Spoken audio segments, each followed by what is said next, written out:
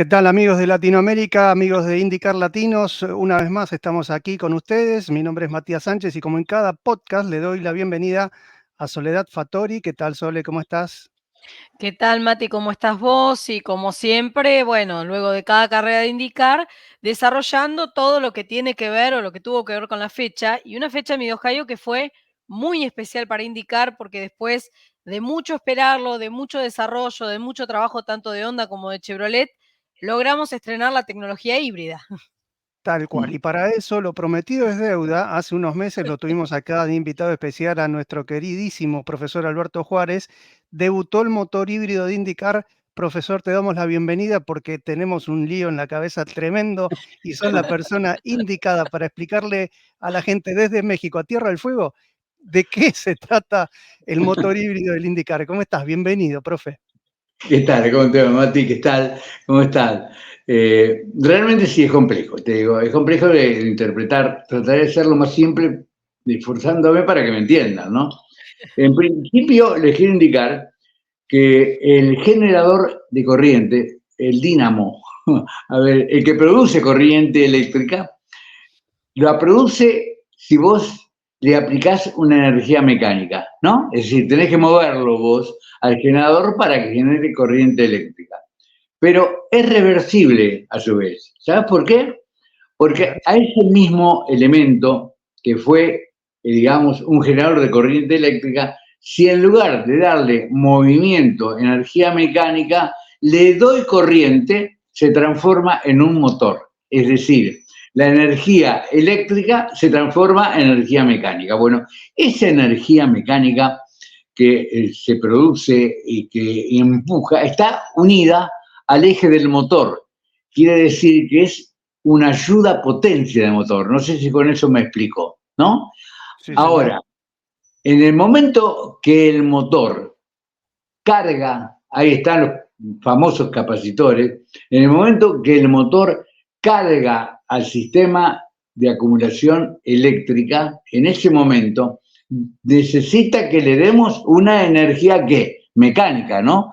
Entonces, al darle energía mecánica, al consumir la energía mecánica, frenás el eje del motor, ¿correcto? Y como la transmisión une al motor con la rueda, la acción de freno es compartida, en parte por el sistema de freno propiamente dicha, y otra parte por el consumo de energía mecánica que necesita para que se genere corriente eléctrica. Claro, todo eso va en un software, ¿me entendés? Entonces, cuando vos frenas, ¿qué hace el software? Permite la acción del sistema de freno convencional más la acción de freno motor. Esa acción de freno motor es la que genera la corriente eléctrica. Esa corriente eléctrica va hacia un capacitor, que también lo llaman condensador. Condensador es el nombre habitual. Capacitor, ¿por qué?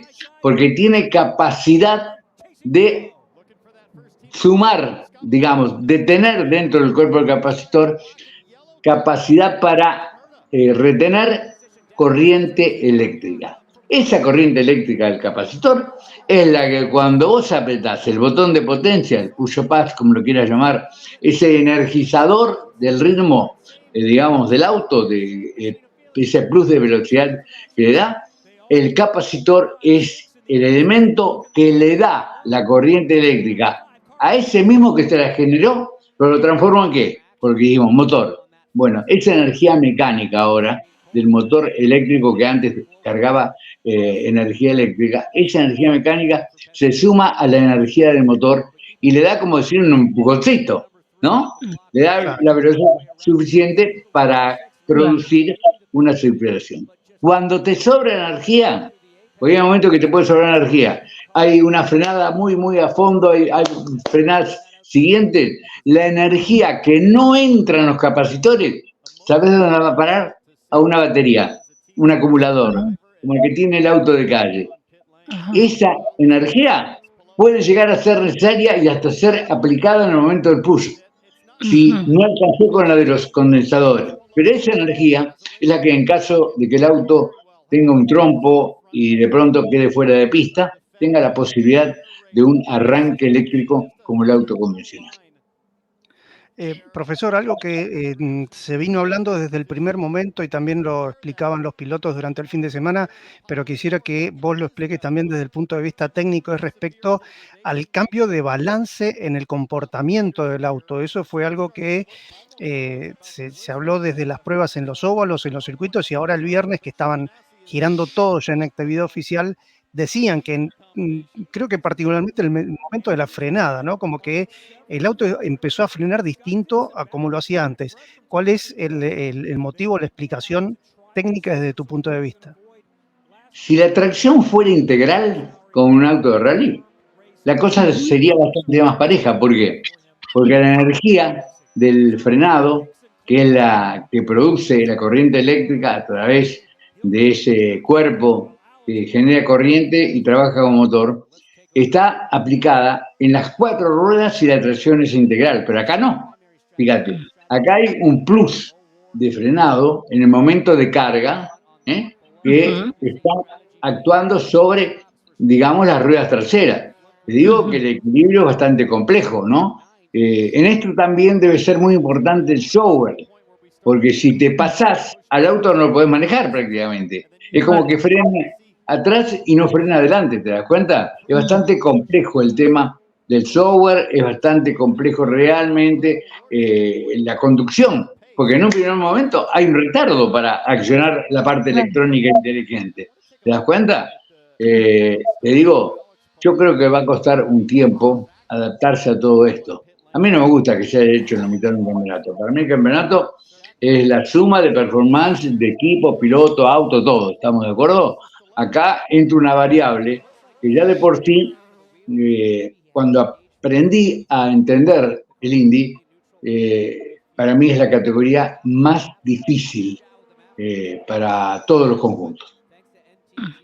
Sí, justamente te quería consultar eso, porque digo, los pilotos ya vienen acostumbrados a un montón de variables que tienen que tener en cuenta cuando manejan, ya sea el way jacker, ya sea el push to pass, o sea, hay un montón de cosas que ellos tienen que ir manejando que quizá otros pilotos no, pero la Indy lo tiene. Y ahora se le agrega esto que algunos pilotos decían es divertido, pero la duda que teníamos era, bueno, ¿cómo van a hacer para poder manejar otra variable más a todas las que ya tienen? O sea, evidentemente es más complicado. Quédate tranquila que en los circuitos trabados es una cosa tremenda. Me llamó la atención la paridad que hubo, porque de todas maneras, ¿sabes qué ocurre?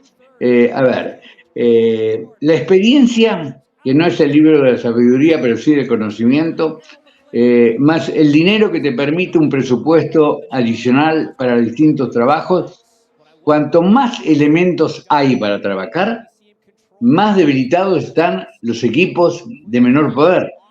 ¿Te das cuenta? También de los pilotos, de la capacidad de los pilotos. O sea, si sos un piloto extremadamente delicado como hoy exige la competencia de alto nivel, vas a tener ciertas ventajas porque vas a tener que aprender a hacer muy bien otra cosa más. Vas a tener que aprender a frenar distinto. ¿Te das cuenta? Y además, el Indy, yo me enteré de pronto que tienen un balanceador de altura, como así también un corrector de barra antirrolido. Si a eso le sumamos que cuando paras a cargar combustible, podés cambiar la configuración aerodinámica, variando la inclinación de los perfiles delanteros que van en la trompa, como lo quieras llamar, y alerón posterior, te digo, es tremendo. Es tremendo. Claro, y ahora, profe, vamos, este fin de semana, ahora venimos de un autódromo, pero vamos a un circuito que tiene 1.400 metros. Se gira a más de 250, 270 de promedio.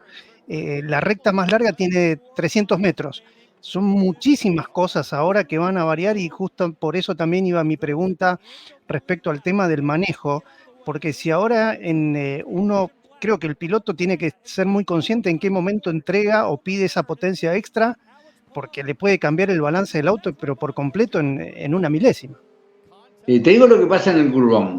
En el curvón, de pronto, la velocidad es ligeramente inferior al de la línea recta. ¿Estamos de acuerdo? Si es Señor.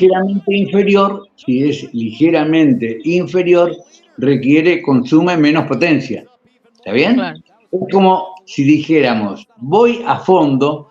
Viste que a veces hay pilotos que manejan las curvas a fondo y van moderando el freno y con eso generan la velocidad de tránsito óptima, cosa que cuando sueltan el freno, el auto tiene una reacción inmediata. Esto se hace en el auto convencional, ¿no? Fórmula Claro. convencional, un autoturismo, eso se hace. Acá va a ser de otra manera. O sea, vas a tener un botón vos. Cuando ves que el auto empieza a requerir menos velocidad, porque si no me estampo, ¿te das cuenta? En el currón, en ese momento, él va a tener que ir con el botón accionando como si fuera frenando prácticamente con la mano. ¿Me explico? No va a frenar, no va a calentar el freno. Por ejemplo, en la maniobra de los sistemas convencionales, si vos utilizás esa técnica de manejo de disminuir la velocidad accionando el freno, va a una temperatura, porque se transforma la energía mecánica que yo tengo que disminuir en energía calórica que lo hace el freno. Acá en este caso no. ¿Te das cuenta? Acá vas a poder hacerlo con libertad. ¿Por qué? Porque lo que va a estar frenando es el eje del motor. ¿Y quién va a estar frenando el eje del motor? Lo que consume el alternador, porque las energías no se pierden, se transforman, ¿está bien? Entonces, para que esa energía que me sobra, ¿para qué la voy a usar? Para cargar los condensadores. Cuando salgo a recta, le aprieto el botón de nuevo y digo, no, ahora a ese conjunto eléctrico que lo hice cargar a los capacitores, ahora a los capacitores le envían la corriente al motor para generar ese plus, ese empuje, esa potencia que hace que con este sistema los IndyCar tengan aproximadamente 800 caballos en la rueda. Profesor, todo este sistema, de acuerdo a lo que vos estás viendo y estás observando y estimás que se puede desarrollar a futuro, ¿hay alguno de los elementos preexistentes ya de los autos que se van a dañar más dentro de lo que sea toda la parte de transmisión, ejes, todo eso? ¿Van a tener algún tipo de sobreesfuerzo por este sistema? Porque se está hablando de llevarlo a 1000 caballos en algún momento. Estimamos en 2 o 3 años. De hecho, la categoría ya dijo que para el 2027 va a tener un auto totalmente nuevo. Pero esto es una manera de compensar todo este, por decir de alguna forma, de falta de desarrollo que hubo, porque este es el mismo auto del año 2012. Sí, ahora yo lo que te digo, algo acá, digamos, la acción de transmisión de potencia es más suave, ¿te das cuenta? Claro, es más suave porque vuelvo a decirte, y voy al ejemplo del auto de calle. Si yo hago que cargue el alternador, ¿está bien? Hay un consumo de potencia, pero es simplemente como un freno sobre el motor. Claro. ¿Te das cuenta? Y es progresivo, lo puedo hacer progresivo porque es como decir, carga más, y frena más. O sea, Claro. ahí están vistos. Vos sabés que los condensadores, capacitores, como lo quiera llamar, es la gran ilusión para que el auto híbrido sea realmente una solución de ecología. Porque la batería contamina más que la nafta. ¿De acuerdo? Fíjate que hay autos que tienen cuando mucho autonomía eléctrica 40 kilómetros para que lo uses en ciudad. Y después andan a pura combustión. ¿Te das cuenta? Claro. Porque si no tenés que llevar muchas baterías, los pesos, y la contaminación es alarmante. En cambio, el capacitor es distinto, porque son dos cuerpos, digamos, de un metal característico que cuando son afectados por la corriente se transforman, para que se entienda, en una batería de alto voltaje. Pero se carga y se descarga rápido. No tiene ese montón de placas y los líquidos internos o los fluidos internos que contaminan tanto.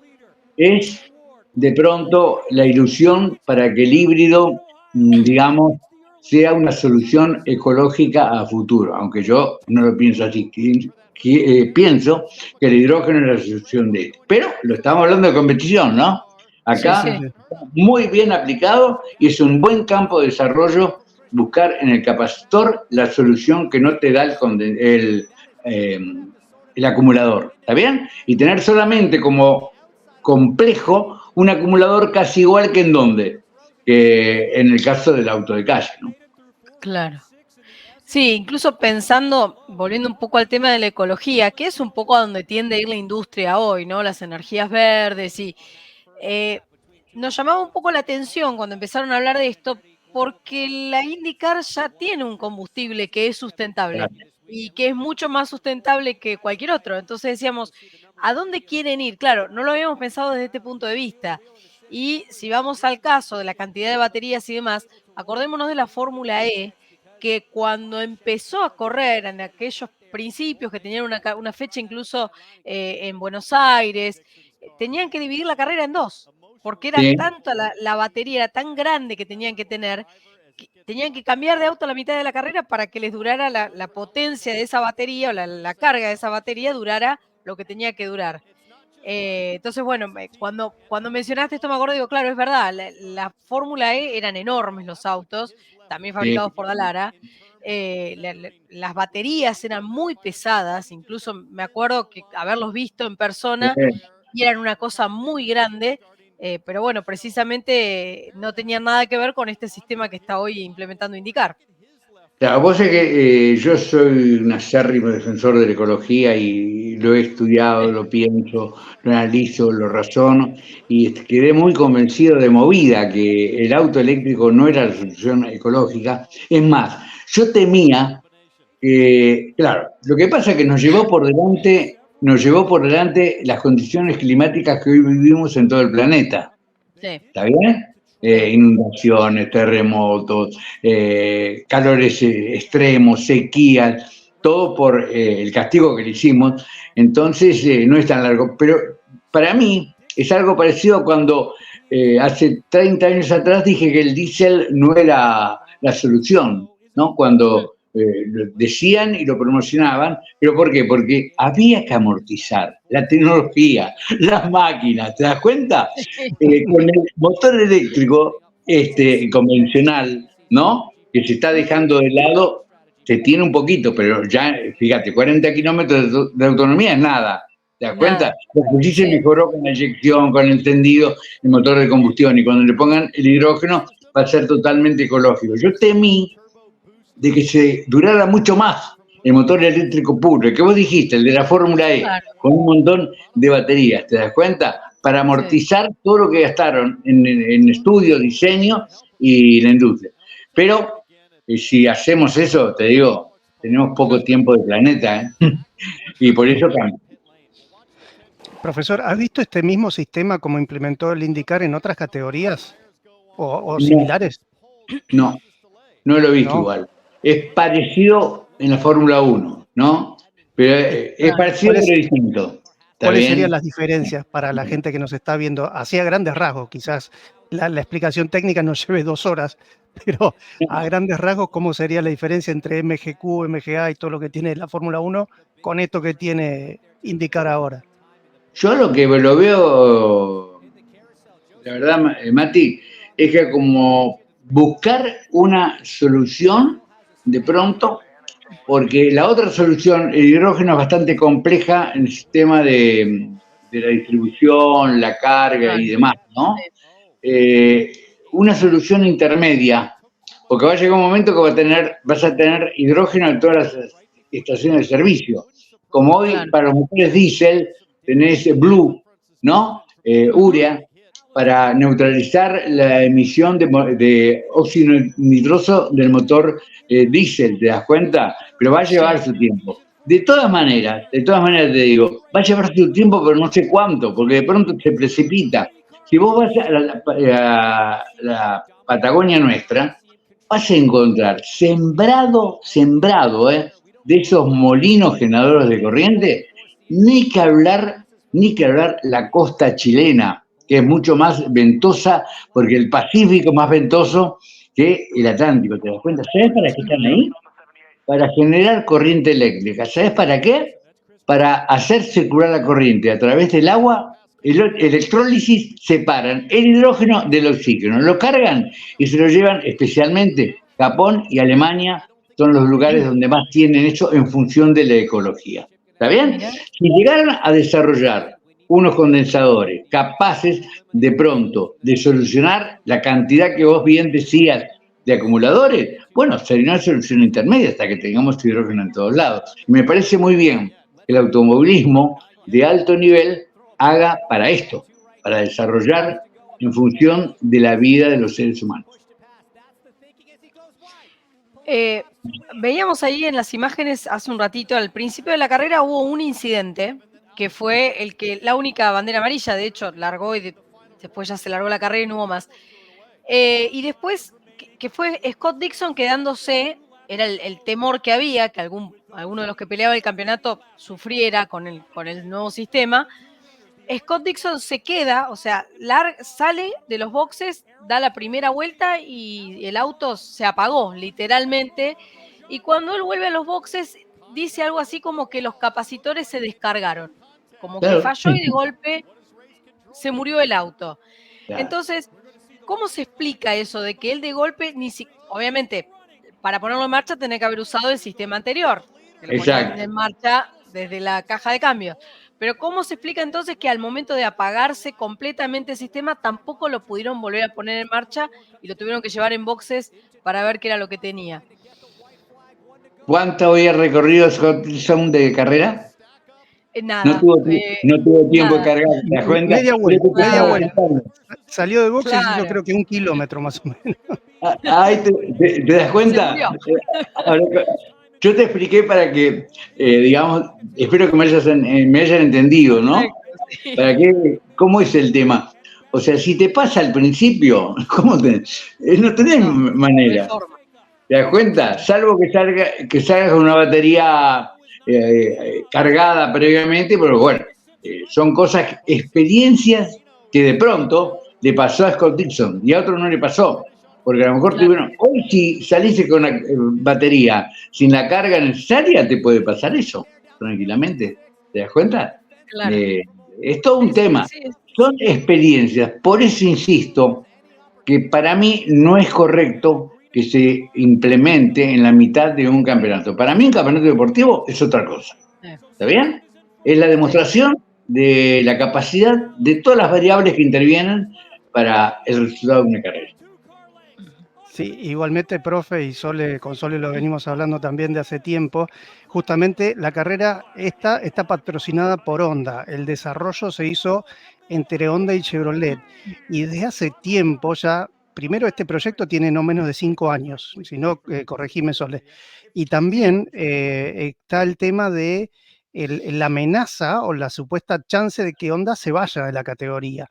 Entonces, como que había demasiada presión si esto se pasaba a principio del año próximo, y fue imposible implementarlo porque durante la época de la pandemia, uno de los proveedores, si no me equivoco, era Mahle, una empresa alemana, no tenía la capacidad de generar la cantidad de capacitores necesarios para los 27 autos. Entonces, hasta que todo se ensambló como corresponde, fue a fines del año pasado, principios de y no quedó otra alternativa que hacerlo ahora, pero estoy totalmente de acuerdo con vos, profe, con ese tema.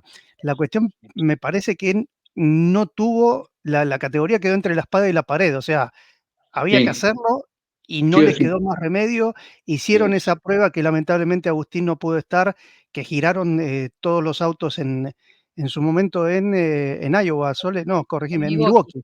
Perdón, Milwaukee.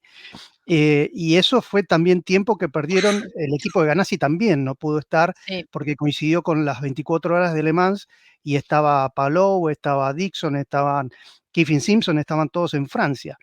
Pero no tuvieron alternativa de decir, bueno, de julio a fin de año y que Dios nos ampare. Me parece que fue un poco por ese lado, profe.